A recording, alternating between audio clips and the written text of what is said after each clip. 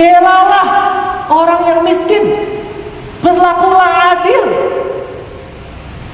Dengan demikian maka ibadahmu akan diterima.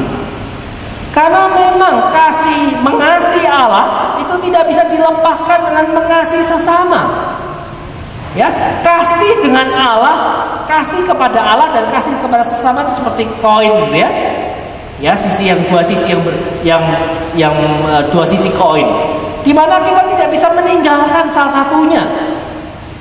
Kasih kepada Allah harus diwujudkan dalam integritas hidup, dengan meninggalkan kejahatan, dengan membela hak-hak anak-anak yatim. Kasih kepada Allah harus diwujudkan dalam perbuatan kita. Perbuatlah yang baik, tinggalkanlah yang jahat. Dan ini yang terjadi. Orang Israel, kalau saudara perhatikan dari pasal 1, pasal 2, pasal 3, nanti pasal 5 Yesaya itu sampai ada 5 kali kata celaka muncul. Celakalah, celakalah. Semakin akumulatif. Seolah-olah sampai pasal 8 ayat yang ke-23 tidak ada harapan. 8 ayat 22. Ya, hukuman Allah telah dijatuhkan. Seolah-olah gelap tanpa harapan. Tetapi kalau kita perhatikan, ternyata di ayat pasal 8 ayat 23 firman Tuhan mengatakan, tetapi tidak selamanya. Saudara, kata tetapi tidak selamanya ini suatu kata transisi yang sangat penting. Ya, tetapi tidak selamanya Allah menghukum Israel. Tetapi tidak selamanya Allah murka terhadap Israel. Tetapi tidak selamanya Allah meninggalkan umatnya. Artinya apa?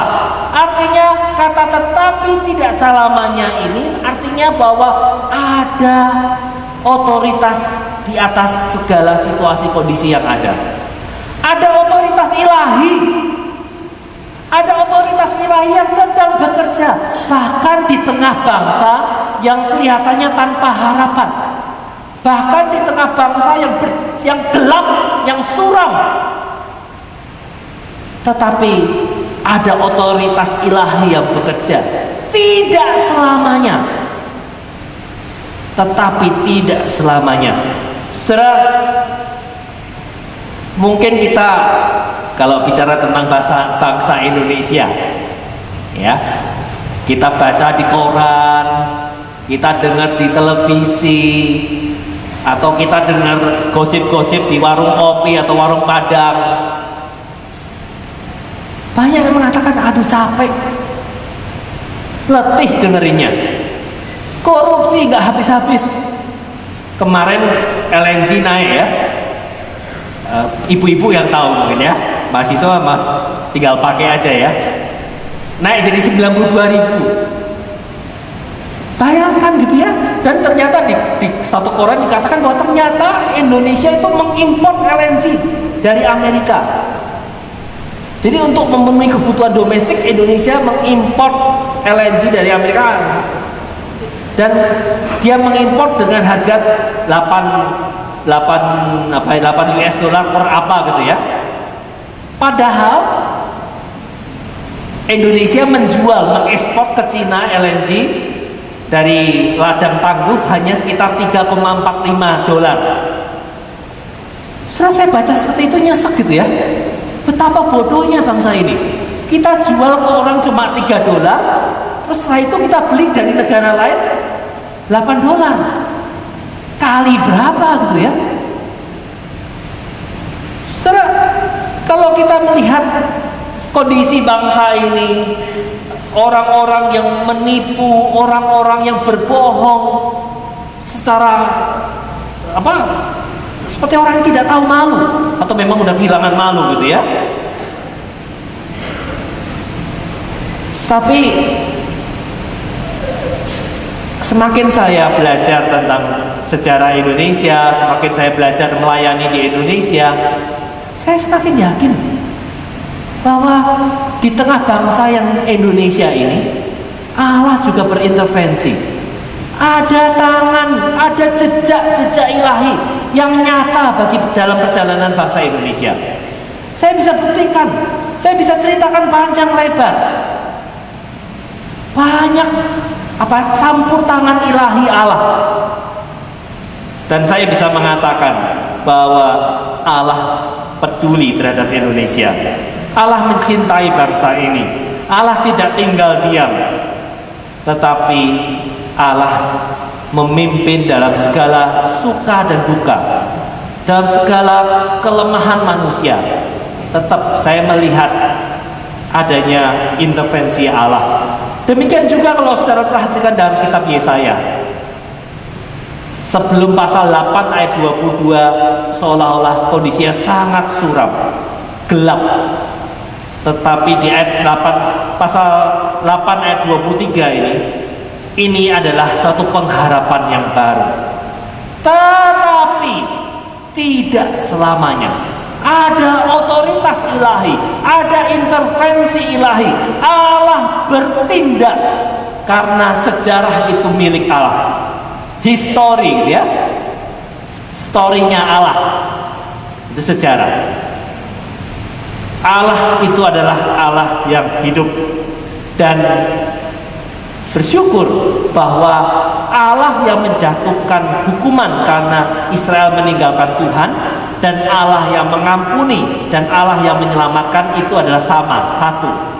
Dia adalah Allah kita. Jadi disitulah kita bisa berharap, disitulah kita bisa melihat. Dan berita Natal pada hari ini saya akan mengekspos secara khusus di ayat yang kelima, ya. Sebab seorang anak telah lahir untuk kita, seorang putra telah diberikan untuk kita, lambang pemerintahan ada di atas bahunya, dan namanya disebut orang penasihat ajaib, Allah yang perkasa, Bapa yang kekal, dan Raja damai. Saudara, inilah berita Natal, inilah janji Allah. Tidak selamanya. Karena apa? Karena di ayat yang kelima akan lahir seorang anak, akan lahir di mana ada seorang anak dilahirkan, diberikan untuk kita oleh Allah. Disinilah inti dari berita yang Natal yang pertama yang ingin saya katakan, bahwa kalau saudara perhatikan, seorang anak telah lahir untuk kita, seorang putra telah diberikan untuk kita. Ini menggambarkan bahwa Allah bertindak dalam sejarah manusia. Bagaimana untuk mengatasi kekelaman? Bagaimana untuk mengatasi pemberontakan Israel? Bagaimana untuk mengatasi kelaparan di mana Israel telah melupakan Allah? Caranya hanya satu. Allah bertindak. Allah memberikan anaknya yang tunggal untuk lahir menjadi Raja damai bagi kita. Caranya hanya satu. Allah hadir bersama dengan kita, berinkarnasi bersama dengan kita dalam Kristus Yesus. Saudara, disinilah tindakan Allah dalam sejarah manusia. Ketika kekelaman itu datang, ketika kesuraman itu datang, ketika dosa itu merajalela dan seolah-olah akan menang, Allah hadir. Immanuel, Allah menyertai, Allah hadir bersama dengan kita. Seorang anak telah lahir untuk kita, seorang putra telah diberikan untuk kita. Jadi kalau kita belajar dari dua kalimat ini, maka memang untuk menyelesaikan suatu situasi kondisi, ya, situasi kondisi di tengah negara yang mungkin dalam kegelapan, negara yang hidup menyimpang. Melalui Natal ini kita belajar beberapa, saya pikir kita belajar dua prinsip utama untuk menyelesaikan masalah bagi bangsa ini. Maka kalau saudara perhatikan di sini, Allah lahir untuk kita, Ya, lahir dalam arti dia hadir. Allah menyelamatkan kita manusia bukan dari surga sana, tetapi justru Allah yang dari surga itu lahir di dalam dunia. Lahir artinya hadir di tengah masyarakat, hadir di tengah kemiskinan, hadir di tengah kesuraman, hadir di tengah putus asa, hadir di tengah-tengah kita. Itulah berita Natal, bahwa Allah yang Maha Kudus mengutus anaknya untuk lahir di dalam dunia. Saudara, ini satu prinsip yang penting. Kita bisa menjadi saksi bagi dunia ini ketika kita juga hadir di tengah masyarakat. Kita tidak bisa menjadi saksi hanya di ruang-ruang kelas. Kita tidak hanya bisa menjadi saksi ketika kita berdiskusi, tahu akar permasalahan Indonesia misalnya gitu ya. Anak-anak sosial kan suka diskusi gitu ya. Apa akar masalahnya? Tapi setelah tahu akar masalahnya lupa menyelesaikan masalahnya. Tidak bisa gitu ya. Natal mengingatkan satu prinsip yang penting. Kristus lahir di kandang domba. Artinya dia hadir di tengah kemiskinan. Dia hadir di tengah ketidakberdayaan. Dia hadir di tengah pemerintahan dunia yang bengis. Itu pertama. Yang kedua adalah, kalau saudara perhatikan, prinsip bahwa Allah memberikan, seorang putra telah diberikan untuk kita. Jadi Natal mengingatkan tindakan pemberian Allah kepada manusia. Allah memberikan anaknya yang tunggal untuk kita. Dalam 1 Yohanes 4 ayat 9 dikatakan, anak tunggal Bapa diberikan untuk kita. Dan dikatakan dalam hal inilah kasih Allah dinyatakan. Allah telah mengutus anaknya yang tunggal ke dalam dunia supaya kita hidup olehnya. Di 1 Yohanes 3 ayat 16 dikatakan, demikianlah kita ketahui kasih Kristus, yaitu bahwa ia telah menyerahkan nyawanya untuk kita. Jadi kita pun wajib menyerahkan nyawa kita untuk saudara-saudara kita. Jadi ada satu prinsip yang penting. Kristus bukan hanya hadir di tengah masyarakat, tetapi memberikan hidupnya, berkorban. Panggilan untuk berkorban, panggilan untuk hidup menderita. Kristus memberikan nyawanya, menyerahkan nyawanya untuk kita, agar kita pun wajib menyerahkan nyawa kita untuk saudara-saudara kita. 1 Yohanes 3 ayat yang ke-16. Jadi dua prinsip tersebut. Pertama, Natal mengingatkan kepada kita bahwa Allah hadir, berinkarnasi di dalam dunia, menghadapi bemisnya pemerintahan dunia. Yang kedua, Allah atau Kristus memberi hidupnya untuk kita. Melalui kelahirannya dia memberikan hidupnya untuk kita.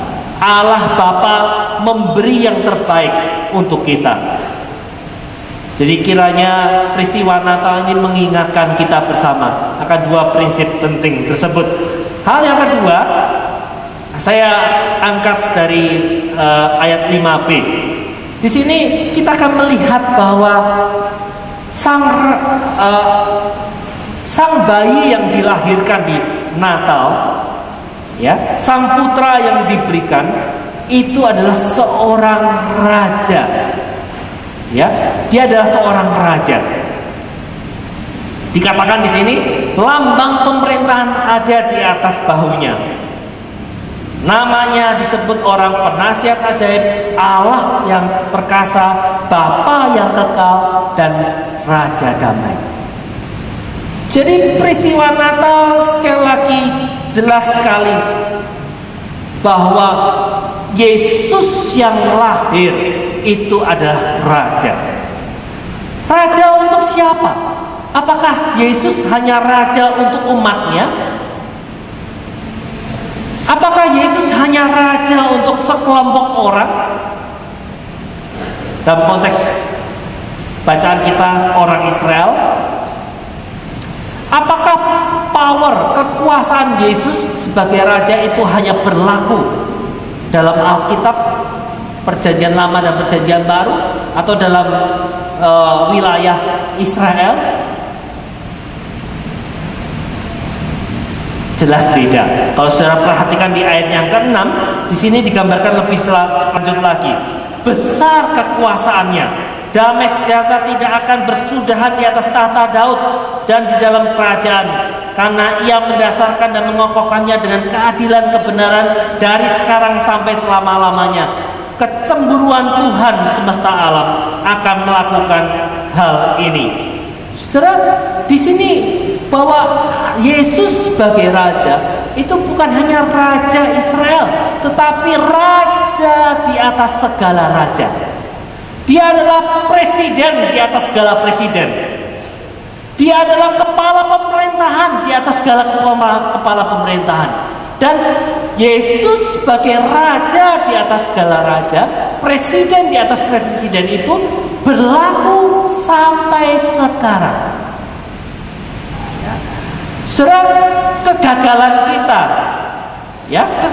kita untuk memahami dan mengimani bahwa Kristus adalah raja atas segala raja yang sekarang sedang memerintah di atas dunia ini, akan menyebabkan rasa frustasi dan tak berdaya ketika kita terjun dalam masyarakat. Kita akan merasa sendiri berjuang. Orang Kristen harus berintegritas, iya. Orang Kristen harus menegakkan keadilan, iya. Orang Kristen harus melakukan kebenaran, iya. Tapi tanpa memahami bahwa di atas bos kita, di atas menteri kita,